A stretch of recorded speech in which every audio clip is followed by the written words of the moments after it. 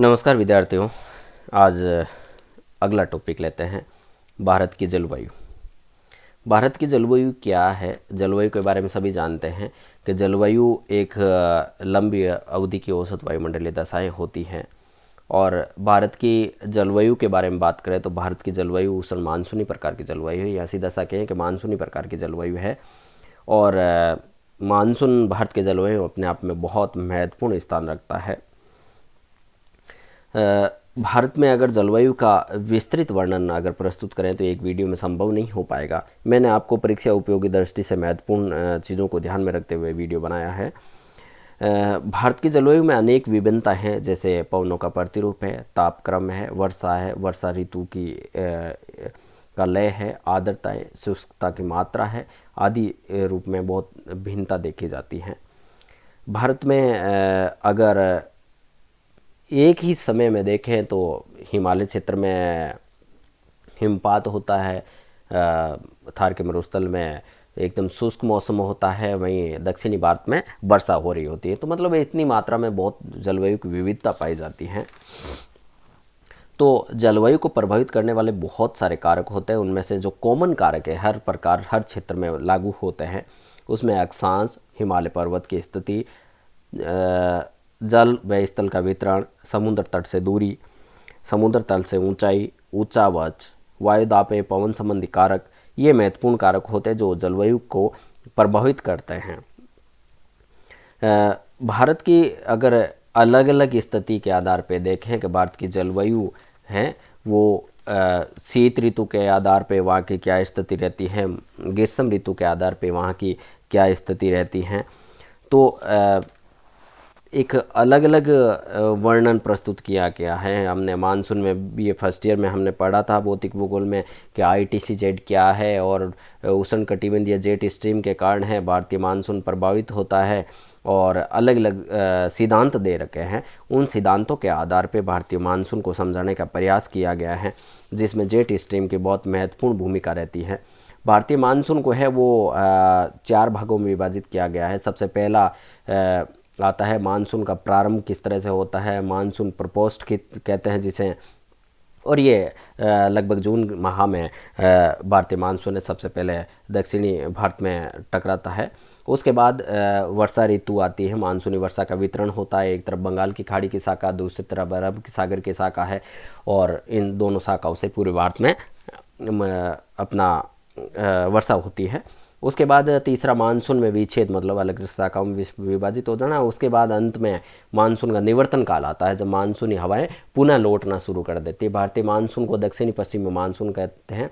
और जब निवर्तन काल आता है तो उत्तरी पूर्वी मानसून अर्थात उत्तरी पूर्वी व्यापारिक हवाएं पुनः स्थापित हो जाती है, जिसके कारण पूरे भारत में शुष्क स्थिति उत्पन्न हो जाती है। तो इस तरह से ये एक भारतीय मानसून का बड़ा स्वरूप है, जिसको एक ही वीडियो में कम से कम 5 से 7 वीडियो बने अलग अलग तब जाके समझाना संभव हो पाएगा। फिर भी अलग अलग जहाँ पर इनमें बहुत सारी अलग अलग परिभाषाएं दे रखी है, काल सावर क्या है, काल बैसाखी क्या है, इस तरह की बहुत छोटी छोटी परिभाषाएं हैं। आपको विशेष तौर से ये ध्यान से पढ़ लेना है। छोटे जो 1.5 नंबर के प्रश्न हैं उनमें विशेष तौर से यही परिभाषाएं आती है। मैं जिस टॉपिक की बात कर रहा हूँ उसमें भारत के जलवायु प्रदेश आते हैं, और भारत के जलवायु प्रदेशों में अलग अलग विद्वानों ने अलग अलग विभाजन कर रखा है। उन विभाजन में जलवायु की विभिन्नताओं के जो जलवायु के कारक है उसमें जैसे तापमान, वर्षा है, दाब है, उनके अध्ययन के आधार पे और वर्षा की विभिन्नता के आधार पे अलग अलग विभाजन किया गया है कि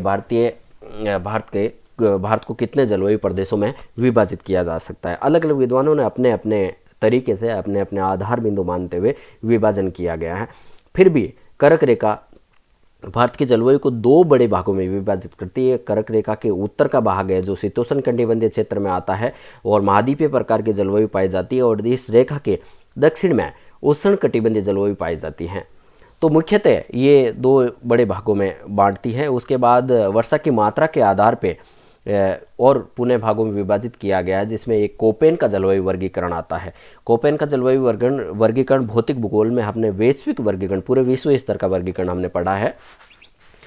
इस वर्गीकरण में कोपेन ने अपने कुछ कारकों के आधार पे उप प्रकारों में वर्षा व तापमान के आधार पे मुख्य 2 कारक लिए, उनके आधार पर उप प्रकारों में बांटा गया है और अंग्रेजी के बड़े शब्दों का प्रयोग किया है। कैपिटल लेटर्स एस डब्ल्यू को मरुस्थल बनाया गया है, एस को अर्ध शुष्क जलवायु के लिए प्रयुक्त किया गया है, एप को पर्याप्त वर्षा के आधार पर बताया गया है, एम शुष्क मानसूनी, स्मॉल एम की बात कर रहे हैं, शुष्क मानसूनी, डब्ल्यू स्मॉल डब्ल्यू को शुष्क शीत ऋतु, एच को शुष्क और गर्म क्षेत्र के लिए दर्शाया है, सी 4 महीनों से कम अवधि में औसत तापमान 10 डिग्री सेल्सियस से अधिक रहता है तो उसको सी से दर्शाया गया है, और जी का मतलब है गंगा का मैदान को दर्शाया। इस प्रकार भारत के जलवायु को कोपेन ने 8 भागों में विभाजित किया गया है। ये 8 भागों का वर्णन नीचे प्रस्तुत किया गया है। एक तरफ जलवायु के प्रकार है और उसके बाद उसके क्षेत्र दे रखे हैं। AMW लघु शुष्क ऋतु वाला मानसूनी प्रकार की जलवायु वाला भाग है जो गोवा के दक्षिण में पश्चिमी भारत का पश्चिमी तट के सारे हैं। उसके बाद अगला आता है AS शुष्क ग्रीष्म ऋतु वाला मानसूनी प्रकार की जलवायु जो भारत के में दक्षिणी भारत में तमिलनाडु के कोरोमंडल तट है। ये एक मैंने पॉइंट बना रखा है, स्टार बना रखा है। इसका मतलब क्या है, यहाँ पर शुष्क ग्रीष्म ऋतु शुष्क रहती है जबकि शीत ऋतु में यहाँ पर वर्षा होती है। विशेष तौर से ध्यान देने वाला भाग है कोरोमंडल तट जहाँ पर शीतकाल में वर्षा होती है। उसके बाद आता है AW उष्ण कटिबंधीय सामान्य प्रकार की जलवायु जो कर्क रेखा है उसके दक्षिण में प्रायद्वीपीय पठार का अधिकतर भाग जो आंतरिक भाग है उसमें शामिल किया गया है। यहाँ पर उसके बाद चौथी और पांचवी 2 देखने योग्य है, BSHW और BWHW दोनों। SHW BSS कैपिटल आ गया मतलब अर्ध शुष्क की बात कर रहा है और BW कैपिटल आ गया इसका मतलब गर्म मरुस्थल की बात कर रहा है। BSHW अर्ध शुष्क स्टेपी जलवायु अर्थात उत्तरी पश्चिमी गुजरात, पश्चिमी राजस्थान और गुजरात के कुछ भाग जो राजस्थान का पश्चिमी भाग है, राजस्थान का ये गर्म मरुस्थल में आ रहा है। कुछ राजस्थान का जो पश्चिमी भाग है वो गर्म मरुस्थल में आता है। CWG शुष्क शीत ऋतु वाला मानसूनी प्रकार का जलवायु का गंगा का मैदान है। CWG जीव जहाँ भी आ गया गंगा का मैदान, पूर्वी राजस्थान, उत्तरी मध्य प्रदेश, उत्तर पूर्वी भारत का अधिकतर प्रदेश इसी में आता है। DFC लघु ग्रीष्म तथा ठंडी आर्द्र शीत ऋतु वाला क्षेत्र है, अरुणाचल प्रदेश आता है। उसके बाद है E ध्रुवीय प्रकार की जलवायु जम्मू कश्मीर और हिमाचल प्रदेश, उत्तरांचल का जो हिमालय क्षेत्र है उच्च पर्वतीय क्षेत्र है वो इसमें आता है। कई जगह इसको 9 भागों में विभाजित ET कर रखा है जो जहाँ पर हिमाचली क्षेत्र है जो ग्लेशियर है उच्च महान हिमालय के और लघु हिमालय के जो क्षेत्र है जहाँ पर बर्फ जमी रहती है। कुछ वर्गीकरण कुछ भागों में कुछ किताबों में 9 भाग बता रखे हैं पर मुख्य 8 भाग है। ध्रुवीय प्रकार की जलवायु में सभी प्रकार की आ जाती है, जो हिमाच्छादित प्लस हिम से एक शीत ऋतु में ढका रहता है वो होने वाला भाग भी इसमें शामिल हो जाता है। ये कोपेन ने भारत की जलवायु को विभाजित मानचित्र है और इसमें अलग अलग बता रखा है।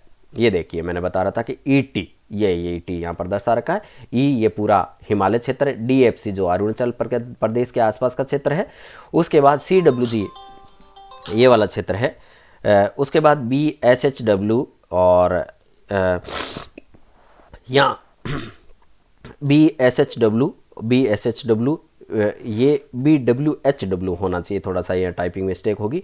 AMW AS और AW ये इस तरह से एक वर्णन प्रस्तुत किया गया है भारत का कोपेन ने। इसी तरह से कोपेन के बाद थार्डवेट का वर्गीकरण है, टिवार्था का वर्गीकरण दे रखा है।